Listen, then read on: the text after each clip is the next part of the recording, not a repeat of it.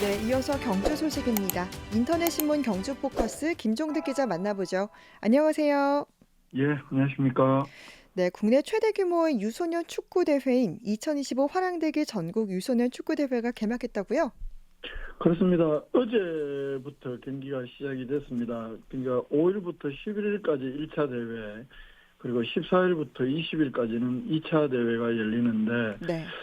전국 초등학교, 그리고 또 클럽 소속 765개 팀, 선수단 규모만 14,000여 명이라고 하는데요. 네. 올해 이 대회가 22번째 대회인데 참가 팀 수라든가 또 경기 수 모두 역대 최대 규모라고 합니다. 전체 경기 수가 2,301경기가 진행된다고 합니다. 네, 굉장히 많은 경기가 진행이 되는데, 근데 요즘 너무 덥잖아요. 예, 이 폭염 상황에서 선수 안전이 무엇보다 중요할 텐데요. 그렇습니다. 무엇보다 어린 선수들이고 그러니까 그 무더위의 안전을 가장 중요하게 여깁니다. 또 그래야 네. 하고요. 그래서 경기는 오전하고 저녁에만 배정을 합니다. 이 음, 더위를 아무래도 피하는 게 낫겠다 이런 판단이고, 네. 그리고 경기장별로 쿨링 포그 시스템, 그리고 또 경기 중에 잠깐씩 쉬는 쿨링 브레이크도 시행을 하고, 또 경주에 있는 스마트 에어돔을 활용해서 골고루 그 팀들이 이 스마트 에어돔을 이용할 수 있도록 이렇게 경기를 배치했다고 합니다. 음, 그리고 올해는 모든 경기장에 이 AI 기반 그 자동 중계 시스템이 도입이 되어서 네. 그 유튜브를 통해서 전 경기가 실시간 중계가 된다고 하는데요. 이 선수와 공의 움직임을 자동 추적하는 방식으로 경기를 중계하기 때문에 현장에 네. 오지 못한 학부모들도 경기를 멀리서라도 지켜볼 수 있다고 합니다. 네, 정말 끝까지 안전하게 또 건강하게 대회가 잘 치러지길 바라고요. 이 화랑대교 전국 유소년 축구 대회가 앞으로 5년 동안 경주에서 계속 열리게 됐다고요? 그렇습니다. 올해가 22년째라고 말씀을 드렸는데 이 대회 그 처음에는 뭐 그 한 눈높이 축구 대회 뭐 이렇게 시작을 하다가 이제 전국 유소년 축구 황대기 전국 유소년 축구 대회라는 이름으로까지 대회가 발전을 했는데 이게 매 네. 5년마다 대한축구협회하고 그 장소 개최 장소에 대한 협약을 통해서 연장을 하고 있는데 그 대회 개막을 하루 앞둔 그저께 4일 오후에 개회식이 열렸는데 이 자리에 그 정몽규 대한축구협회장도 참석을 해서 중화정 시장하고 이 대회를 앞으로 5년 동안 더 그러니까 2026년부터 2030년까지 매년 경주에서 이 대회를 개최하기로 하는 그 업무협약 양해각서도 체결을 했다고 합니다. 네. 경주시에서는 이 대회를 통해서 그 숙박, 외식, 관광 이런 지역 경제 전반에 한 600억 이상의 경제적 파급 효과가 있을 거다 이렇게 기대를 하고 있습니다만은 경주시에서 이 대회를 위해서 그 치르기 위해서 지불해야 되는 비용도 적지가 않습니다. 그뭐한 2022년에는 한 12억이다가 작년에 16억, 또 올해는 에이펙 참가국 선수단 초청 경기 대회도 따로 열리고 해서 또 3억 5천만 원을 추가해서 올해는 무려 19억 5천만 원의 음, 경시 예산을 투입을 하는데요. 이 막대한 시민 예산을 이 대회를 치르는데 투입을 하고 또 상당수 시민들 교통 불편이나 이런 것도 또 그 경제적 파급 효과가 있다고 하지만 일상생활에 어느 정도 또 안전사고도 교통사고도 대비를 해야 되고 시민생활의 불편도 다른 측면도 분명히 있거든요. 이렇기 네. 때문에 그 예산을 많이 투입하는 만큼 좀 정확한 경제적 파급 효과도 산정할 필요가 있겠다. 그리고 실제로 이 경제적 파급 효과를 좀 더 극대화하는 방안에 음, 대한 고민도 필요하겠다. 이런 지적도 있습니다. 네. 화랑대기 유소년 축구 대회 관련 소식이었고요. 다음은 고준위 방사성 폐기물 관리에 관한 특별법, 즉 고준위 특별법 시행령안에 대한 원전 지역 설명회가 지난 31일 문무대왕변에서 열렸다고요? 그렇습니다. 그 산업자원부가 설명회를 마련했는데요. 네. 곧 시행을 앞두고 있어서 이 시행령에 대한 설명회를 열었는데 네. 이 대외 산업통상자원부에서는 한 그 행사장에 한 200개 정도 제가 정확히 그 행사 쪽에 물어보니까 좌석 200개를 준비했다고 하는데 음, 그 200개 좌석이 모자라서 그 강당에 보면 옆에 이렇게 또 관람석이 있잖아요. 체육관 같은데 이런 네. 관람석에까지 많은 주민들이 앉을 정도로 많은 참석을 했습니다. 그 특히 동경 원전 세 개 읍면 가운데 특히 그 원전과 가장 가까운 양남면에서는 주민들이 대형 버스 5대를 이용을 해서 참석을 한 모습이어서 이 양남면 주민들이 동경주 3개 읍면 가운데 이 상대적으로 더 관심이 높은 것이다. 뭐 이런 그런 것 방정 아니냐. 뭐 이런 분석을 하기도 했습니다. 네. 이 고준위 폐기물 특별법이 곧 시행이 되는 거죠? 그렇습니다. 이 원자력 발전소에서 발생하는 고준위 방사성 폐기물 우리나라에 아직 처분장이 없습니다.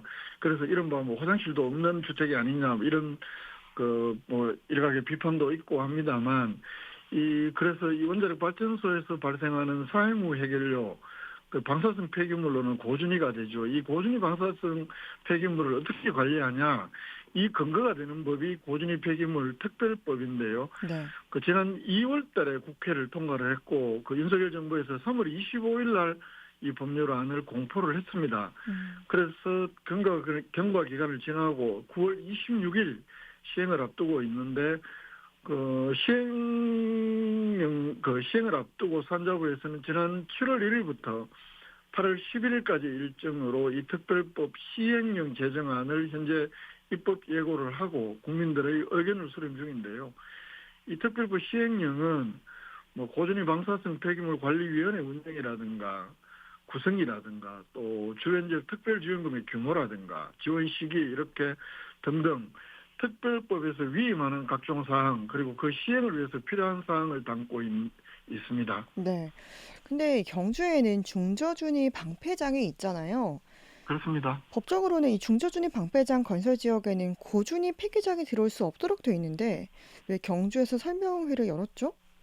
그렇습니다. 방금 진행자께서 말씀하신 대로 2005년 3월 31일 당시에 중저준위 방사성 폐기물 처분장 주민투표를 앞두고 이 중저준위 방사성 폐기물 처분시설 유치지역 지원에 관한 특별법이 제정이 되는데 네.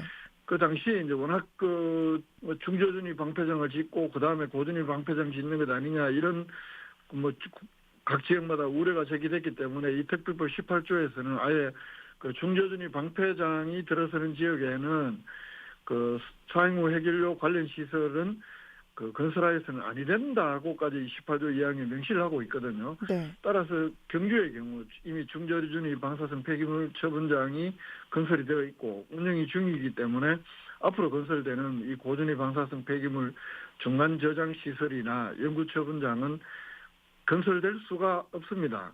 네. 그런데 왜 경주에서 이 설명회를 했을까? 이게 이제 경주뿐만 아니라 울진, 영광, 기장 이렇게 이제 원전이 있는 국내 소재 지역에서 이 특별법 시행령을 돌아가면서 설명회를 했다고 하는데 경주에는 특별히 이제 중저준위 방패장이 있기 때문에 그런 의문이 드는 건데 이날 참석을 한 산자부 관계자는 실제로 이제 고준위 방사성 폐기물 관리 특별법 경주 시민들하고 큰 연관이 없는 이슈이긴 한데 혹시나 오해나 걱정이 있을까 해서 설명회 자리를 만들었다. 그리고 그동안 경주 시민들이 이런 뭐 고준위 방사성 폐기물을 장기간 보관하고 있는 데 대한 그래서 우리나라 산업 발전에 기여한 데 대한 고마움을 표시하기 위해서 왔다. 뭐 이런 등등의 설명을 하기도 했습니다. 네.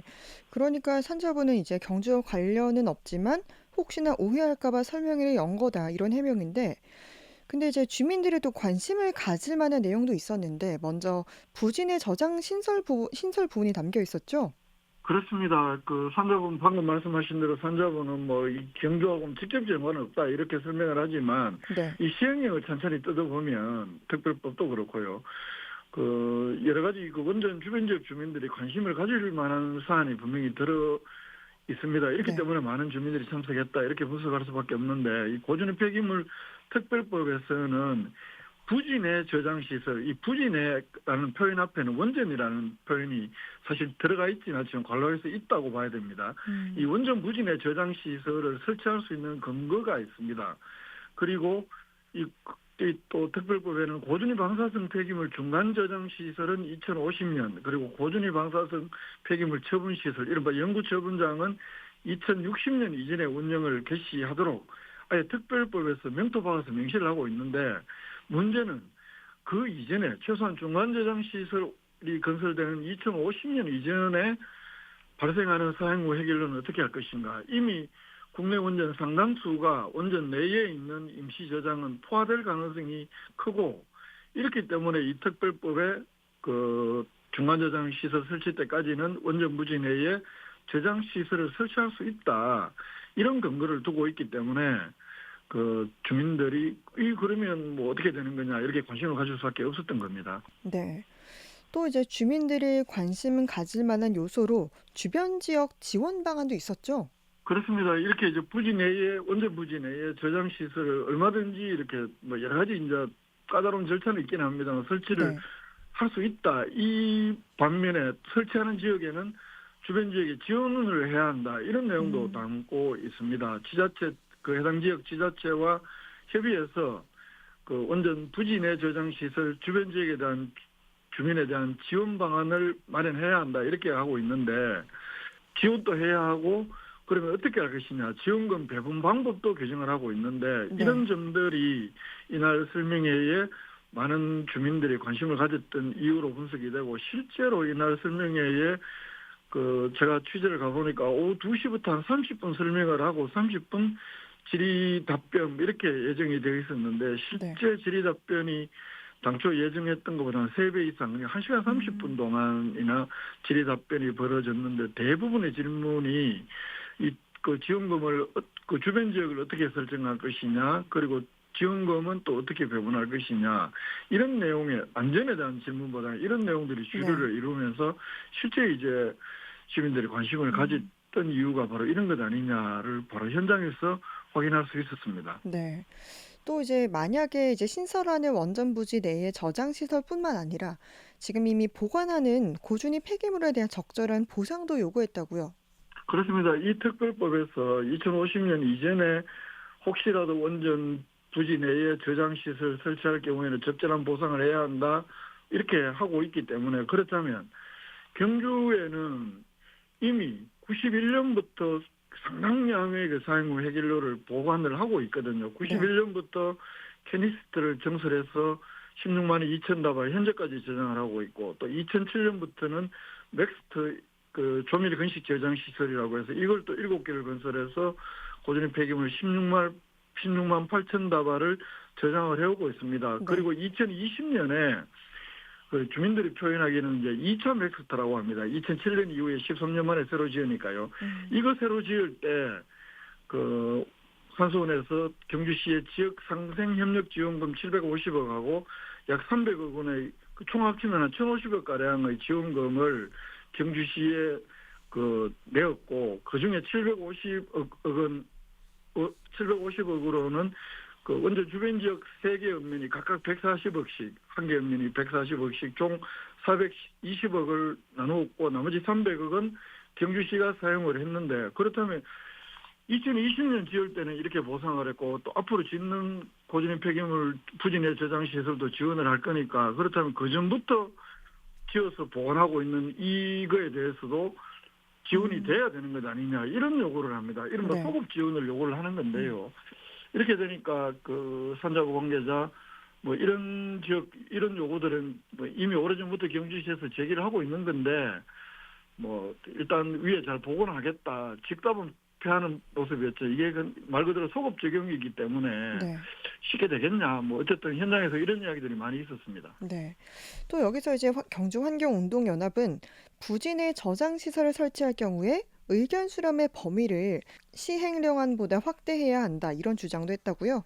그렇습니다. 입법 예고한 시행령 안에서는 그 부지 내 저장 시설을 설치할 경우에는 그 부지 내 저장 시설이 설치될 지점으로부터 반지름 5km 이내인 시, 군, 구, 뭐 경주로 치면 즉 경주시의 의견, 그리고 상계읍면의 의견을 시군구의 의견을 듣도록 하니까 경주시의 의견을 반드시 듣도록 하고 있고 이 네. 5km를 적용을 하면 울산원전 주변 동경주 3개 읍면의 일부 지역이 포함이 될 수밖에 없는데요. 네. 경주환경운동연합에서는 이 입법 예고한 시행령 이 규정이 매우 큰 잘못이다.